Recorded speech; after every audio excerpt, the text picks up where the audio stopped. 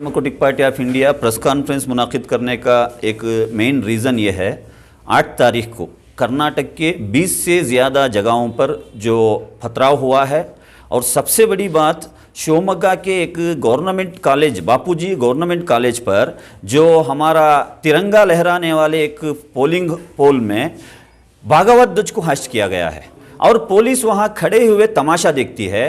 Kodagu district के कुशाल में एक हमारे हिंदू स्टूडेंट को फोर्सफुली ये सैफरन शेल डालने के लिए फोर्स किया जाता है। जब उसको वो डिने करता है तो उसके ऊपर चाकू से वार होता है।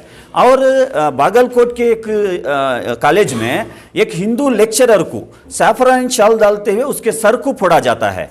तो ये पूरे इंसिडेंट के पीछे कौन सी ताकत है? इनको कौन इंस्टिगेट कर रहा है? वहां चाकू कहां से आई, वहां भागवत ध्वज कहां से आया और वहां लेक्चरर को सर फोड़ने के जैसी एक मेंटालिटी कौन इनको भर रहे हैं? और दावणगेरे के हरिहर में एक कॉलेज में जो हमारी हिजाब डालकर बच्ची स्कूल को जाती है उसको फोर्सफुली रोका जाता है। और मंडिया के एक कॉलेज में हमारी सिंगल लड़की अपने असाइनमेंट को सबमिट करने के लिए कॉलेज को जाती है तो 100 से ज्यादा सैफरन शाल डाले हुए बजरंग दल के और एबीवीपी के गुंडाओं ने उसको घेराव करते हैं। तो हम सैल्यूट करते हैं वो बच्ची क्यों कि वो उसको पार कर कर कॉलेज के अंदर जाती है। तो ये पूरे इंसिडेंट के पीछे बीजेपी, आरएसएस और एबीवीपी का हाथ है।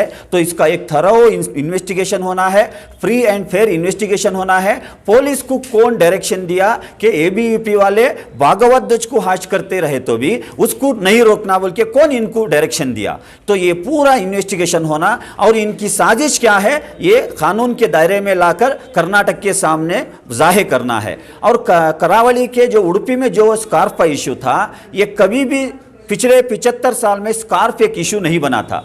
बहुत छोटे तरीके से वहाँ के प्रिंसिपल और वहाँ के पेरेंट्स बैठकर इसको सॉल्व कर सकते थे। लेकिन जो वहाँ पर अश्लील सीडी जो ख्याति का जो रघुपति भट्ट है, इसकी सीडी पूरे कर्नाटक में आम हुई थी, इन्हें वहाँ पर इन्वॉल्व होता है। तो इसको क्या राइट्स है? एक सरकारी कॉलेज में वहाँ के प्रिंसिपल के ऊपर अपना प्रभाव को डालकर ये इशू को कर्नाटक भर में फैलने के लिए इन्होंने पुष्टि दी है। और रिसेंटली हमारे पड़ोसी स्टेट केरला से एक टैब्लो को भेजा गया था जो नारायण गुरु का टैब्लो था।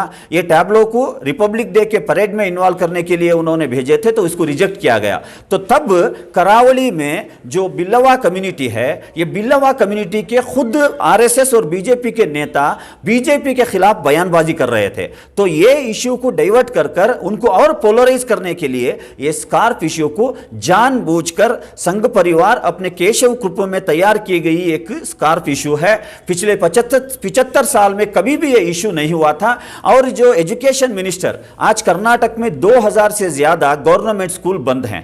60,000 जो स्कूलों में आज टीचर्स नहीं है।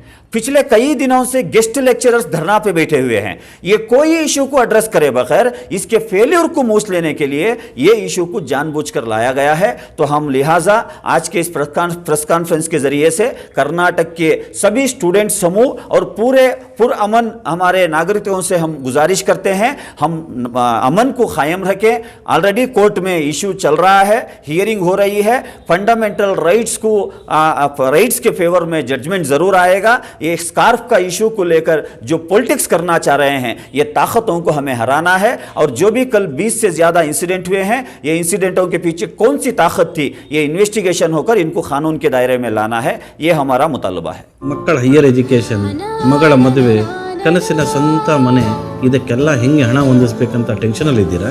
ಟೆನ್ಷನ್ ಬಿಡಿ, ನೀವು ಅಡವಿಟ್ಟ ಚಿನ್ನವನ್ನ ಬಿಡಿಸಿ ನಿಮ್ಮಲ್ಲಿರೋ ಹಳೆ ಚಿನ್ನವನ್ನ ಇಂದಿನ ಆನ್ಲೈನ್ ರೇಟಿಗೆ ಕೊಂಡುಕೊಂಡು ತಕ್ಷಣ ನಿಮಗೆ ಬಾಕಿ ಹಣ ಕೊಡ್ತೀವಿ. ಹಿಂದೂಸ್ತಾನ್ ಗೋಲ್ಡ್ ಕಂಪನಿ, ಇದು ನಮ್ಮೆಲ್ಲರ ಕಂಪನಿ.